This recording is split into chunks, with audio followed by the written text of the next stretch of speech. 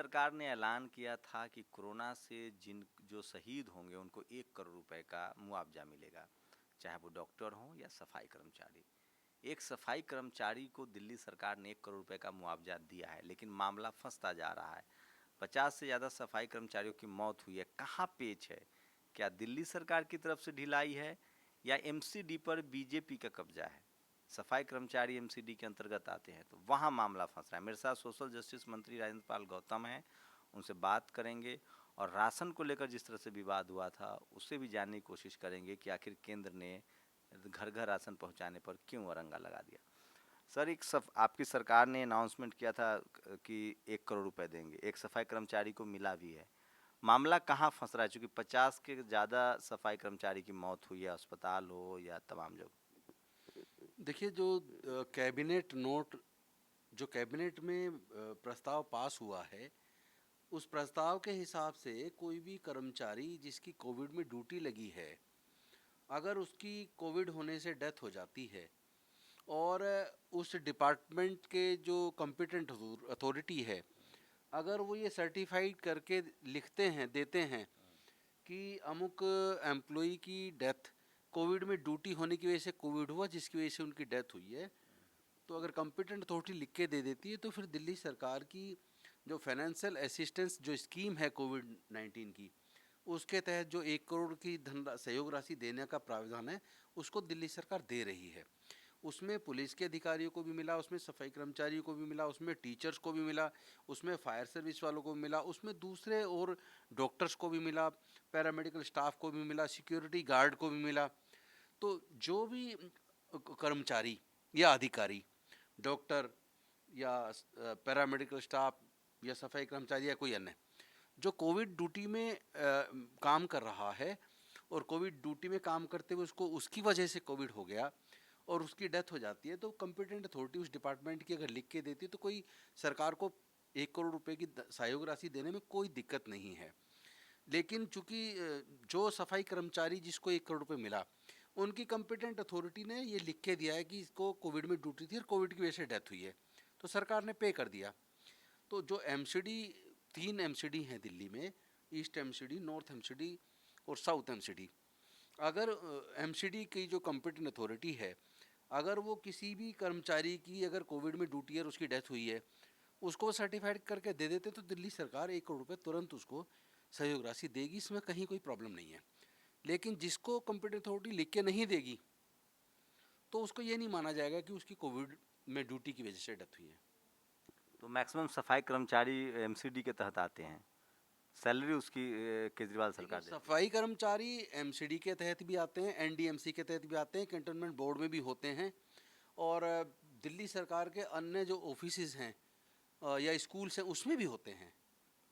तो जहाँ वो डायरेक्ट आउटसोर्स से रखे जाते हैं, जैसे हॉस्पिटल्स हैं, उसके अंदर भी सफाई कर्मचारी होते हैं जो किसी न किसी कॉन्ट्रैक्टर के थ्रू आउटसोर्स से जो लिए होते हैं, तो वो भी अगर उनकी कोविड में ड्यूटी उनकी डेथ होती है तो उनको भी दिया जा रहा है, उसमें कोई दिक्कत नहीं है। लेकिन कंप्यूटर अथॉरिटी को देना, सर्टिफाई करना पड़ेगा कि इसकी कोविड में ड्यूटी थी और उससे कोविड से डेथ हो, इस वजह से कोविड से डेथ हुई है। है। सर, ये राशन वाला जो आप लोग का प्रोजेक्ट था कि घर घर राशन पहुंचाएंगे, उसको लेकर क्या था? एक्चुअली मैं आपको अगर बताऊं, 1981 में मैं 8th क्लास में था। मैं दिल्ली में पैदा हूँ, दिल्ली में पढ़ा लिखा हूँ। मुझे आज भी याद है कि मैं तो 81 की बात कर रहा हूँ, 8th क्लास में पढ़ता था। मैं खुद उस वक्त राशन की दुकान में 5 बजे सुबह जाके अपना राशन कार्ड लगाया करता था लाइन में, ताकि हमारा नंबर आ जाए जल्दी।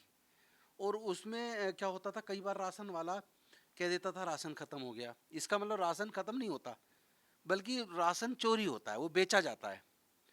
और आप जानते हैं कि जो दिल्ली के मुख्यमंत्री माननीय अरविंद केजरीवाल जी हैं, वो खुद आईआरएस की नौकरी छोड़ के उन्होंने सोशल वर्क शुरू किया और सुंदर नगरी की झुग्गियों में रह के उन्होंने राशन माफिया के खिलाफ आंदोलन छेड़ा। तो तब का उनका अपना संकल्प था कि ये राशन माफिया को का जो गुंडागर्दी उसको ख़त्म करना है, राशन की चोरी को ख़त्म करना है, जो लोग राशन की लाइन में घंटों घंटे लगते हैं उसको ख़त्म करना है। तो उनका ये विज़न था, ये प्लान था कि हम अच्छा राशन बंद पैकेट में लोगों के घर पे क्यों ना डिलीवर करें, ताकि उसकी चोरी होने की संभावना ही ना बचे। तो उसके लिए जब हमने door step delivery of ration की जो योजना बनाई, उसमें केंद्रीय सरकार की तरफ से कुछ ऑब्जेक्शंस आए और उन्होंने कुछ सजेशन दिए। हमने उनके सारे सजेशंस को मान लिया।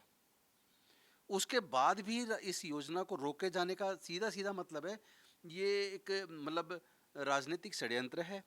और दिल्ली सरकार के द्वारा जो जनता को घर पे राशन पहुंचाने की जो योजना, एक सुविधा देने की बात थी, उसको जानबूझ के रोका गया, क्योंकि दिल्ली सरकार को हर मामले में केंद्र की सरकार कमज़ोर करना चाहती है और वो दिल्ली की सरकार के अच्छे काम से चिढ़ती भी है। कहीं ना कहीं वो काम को रोकने के लिए उन्होंने ऐसा फैसला लिया है। अदरवाइज जो ऑब्जेक्शंस उन्होंने लगाए थे वो सारे ऑब्जेक्शन हमने दूर कर दिए। और जब कोर्ट में मसला चल रहा, हाई कोर्ट में, ना तो हाई कोर्ट ने स्टे किया और ना ही हाई कोर्ट में केंद्र सरकार ने मना किया उसके लिए, और उसके बाद जो जो ऑब्जेक्शन थे वो रिमूव करने के बाद भी उसको रोक देना, ये सीधा सा मतलब मामला एक राजनीतिक मामला लगता है कि वो दिल्ली की सरकार को, दिल्ली के गरीबों को ईमानदारी से राशन पहुंचे, वो ऐसा नहीं चाहते। सर, कास्ट एट्रोसिटी का लगातार मामला, आप पंचायत चुनाव भी देख रहे थे यूपी में अभी भी SC ST के लोगों को ज़्यादातर सर्टिफिकेट नहीं दिए गए। अभी झांसी का एक मामला है, पूरे परिवार पर हमला हुआ है क्योंकि एक दिल्ली यूनिवर्सिटी में पढ़ने वाला छात्र जाके शेड्यूल कास्ट का चुनाव लड़ता है और ठाकुर समाज के लोग हैं। अभी बांदा में एक ही कॉलेज में 11 प्रोफेसर ठाकुर समाज के भर्ती हो गए। 18 पोस्ट था, SC ST OBC आरक्षण खत्म हो गया। आप चूँकि आप भले दिल्ली के सोशल जस्टिस मंत्री हैं, लेकिन एक देश भर में आप बहुजन के हकूक़ की आवाज़ उठा रहे हैं, कैसे देख रहे हैं? कोई यार रोड मैप होना चाहिए। अब चूँकि कोरोना भी है, लॉकडाउन भी है, जातिवाद खत्म नहीं हो रहा है। आपने राजस्थान का मसला देखा होगा, अभी एक 13 साल की बच्ची की जान बचाने में एक वाल्मीकि समाज के युवक की हत्या कर दी गई हरियाणा में। तो अब क्या आगे की रोड मैप होनी चाहिए बहुजनों क्या, ताकि उनकी जान माल की सुरक्षा हो सके? सबसे पहले तो सबको एक बात समझनी पड़ेगी कि जितना भी देश के अंदर अनुसूचित जाति जनजाति के लोग हैं, जिनको हजारों साल तक अनटचेबल्स कह के और उनको सभी प्रकार के हक अधिकार से वंचित रखा गया, वो आज भी उनको इंसानियत का दर्जा देने के लिए तैयार नहीं है। ये एक कड़वा सच है। और भारत को अगर कोई चीज़ कमज़ोर कर रही है तो ये सबसे बड़ी कमी है जातिवाद और वर्ण व्यवस्था। जातिवाद और वर्ण व्यवस्था से छुटकारा का तो एक ही रास्ता है कि हम ऐसे मार्ग को ही छोड़ दें जिसमें जातिवाद और वर्ण व्यवस्था है। बुद्धिज़्म का रास्ता डॉक्टर बाबा साहब अम्बेडकर दे के गए।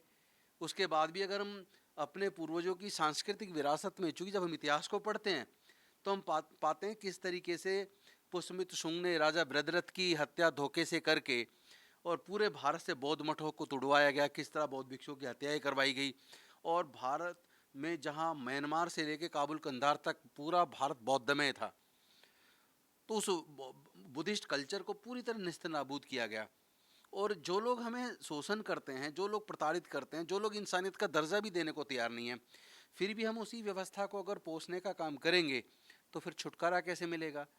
आज भी हमारा व्यक्ति ग्राम प्रधान का चुनाव जीत जाता है तो उसको कई बार झंडा फहराने पे उसको अपमानित किया जाता है, कई बार उसको खाट पे बैठ गए, कुर्सी पे बैठ गए, उस बात पे अपमानित किया जाता है। इसका मतलब सीधा सा मतलब है कि जो जाति व्यवस्था और घण वर्ण व्यवस्था को मानने वाला जो लोग हैं, वो अभी भी हमारे लोगों को सम्मान का दर्जा देने के लिए तैयार नहीं है। और हमें भी समझना चाहिए कि जब वो तैयार नहीं, हम जबरदस्ती क्यों उस व्यवस्था को पोषने में लगे, उस ऐसी व्यवस्था को ठोकर क्यों नहीं मार देते। सांस्कृतिक बदलाव ही एक लक्ष्य है जो आपने तय किया है कि 10 करोड़ बुद्धिस्ट बनाने का। बिल्कुल, ये सांस्कृतिक बदलाव करना ही पड़ेगा। और सबसे बड़ी बात तो ये है कि अपने बाप को बाप कहने में शर्म आ रही है, दूसरे के बाप को बाप कह रहे हैं, ये तो गलत है। जब हमें पता है, इतिहास को पढ़ने के बाद समझ आ रही है कि हमारे पूर्वज बौद्ध थे और वहाँ सब बराबर थे, सबको बुद्धिज़्म में सबको मौका था, बौद्ध संघ में सबको जाने की अनुमति थी, सबको समान अवसर थे। तो ऐसी जो सांस्कृतिक विरासत जो हमारे पूर्वजों की थी, जिससे हमें गौरव की अनुभूति है, जिससे पता लगता है कि हमारे पूर्वज हुक्मरान थे, तो फिर गुलामी की ज़िंदगी को किस लिए गले से लगा रहे हैं हम लोग? इसको त्याग क्यों नहीं देते, ठोकर क्यों नहीं मार देते ऐसी व्यवस्था को जो व्यवस्था हमें गुलाम बनाती है? सर, कोरोना में लॉकडाउन रहा 1 साल तक, क्या अपडेट है मिशन जय भीम को लेकर? काफ़ी पीछे लॉकडाउन की वजह से और कोरोना की वजह से काम की गति में दिक्कत आई है, लेकिन फिर से पूरे देश में लोग जुड़ते जा रहे हैं, क्योंकि ये मिशन जय भीम अपने पूरे भारत के मूल निवासियों को, बहुजन समाज के लोगों को, जिन लोगों के साथ शोषण हुआ है, जिनका अपमान हुआ है, जिनके हक अधिकार छिने, उन सबको गौरवशाली जीवन मिले, उनको बराबर एक सम्मानजनक जीवन मिले और स्वाभिमान के साथ वो अपना जी सकें। वो लोग भी व्यापार के क्षेत्र में आगे आ सकें, वो लोग भी बाकी हर क्षेत्र में अन्य लोगों की तरह वो भी अब तरक्की में हिस्सा ले सकें। उनके लिए एक मार्ग प्रशस्त करने की योजना मिशन जय भीम के माध्यम से है। और 2025 मिशन 2025 10 करोड़ उस पर बहुत तेज़ी से काम चल रहा है। पूरे देश में नहीं, पूरे दुनिया में बैठे हुए बहुजन समाज के लोग उससे जुड़ते जा रहे हैं। वी द पीपल, जिसमें पूरे देश की संस्थाएं जुड़ती जा रही हैं, वो साथ आ गए हैं। मिशन साथी मिशन साथ में है। तो ये मिशन जय भीम का रूप बहुत विस्तृत होता जा रहा है और इतने लोग आ रहे हैं कि मुझे लगता है ये 10 करोड़ का जो मिशन है ये आगे जा सकता है। उसकी वेबसाइट तैयार हो रही है, ऑलमोस्ट रेडी है। बहुत जल्दी वो ऐप भी बन जाएगा जिसमें सब लोग अपना आपको रजिस्टर करेंगे कि हम भी अपने बुजुर्गों की सांस्कृतिक विरासत में जाना चाहते हैं। तो वो बहुत जल्दी तैयार होकर वो उस पर रजिस्ट्रेशन शुरू हो जाएगा। यह दिल्ली के सोशल जस्टिस मंत्री राजेंद्र पाल गौतम, लेकिन सबसे ज़्यादा सोशल कंट्रीब्यूशन के लिए इनका दिन रात का मेहनत होता है। मैं फिर कह रहा हूँ, डॉक्टर अम्बेडकर ने कहा था कि 1956 में उन्होंने कहा था कि जब तक कल्चरल हेजेमनी के खिलाफ आवाज़ नहीं उठाएंगे तब तक आपको मुक्ति नहीं मिलेगी। और इसलिए उन्होंने 1956 में बुद्ध धम्म की दीक्षा ली और उन्होंने कहा था कि भारत जब तक बुद्धमय नहीं होता है, जहाँ से सत्य, अहिंसा, विज्ञान आता है, तो ये जो कास्ट एट्रोसिटी है, जो शोषण है, उसके खिलाफ आपको आगे आना पड़ेगा। और राजेंद्र पाल गौतम फिलहाल इकलौते ऐसे मंत्री हैं जो पद और पार्टी दोनों की परवाह न करते हुए समाज के हक हकूक़ की आवाज़ लगातार उठा रहे हैं। आप लोग इनकी बातों से सहमत हैं, असहमत हैं? अपनी प्रतिक्रिया जरूर दीजिए। कैमरामैन आशीष के साथ शंभू कुमार सिंह, नेशनल दस्तक, दिल्ली। नेशनल दस्तक की आपसे गुजारिश है कि अगर इसको बचाना चाहते हैं तो नेशनल दस्तक को सब्सक्राइब करने के लिए रेड कलर के सब्सक्राइब बटन को दबाएं, फिर बेल आइकन की घंटी दबाएं। नेशनल दस्तक को बचाने के लिए बहुत जरूरी है कि हर खबर को शेयर करें, लाइक करें, कमेंट जरूर करें।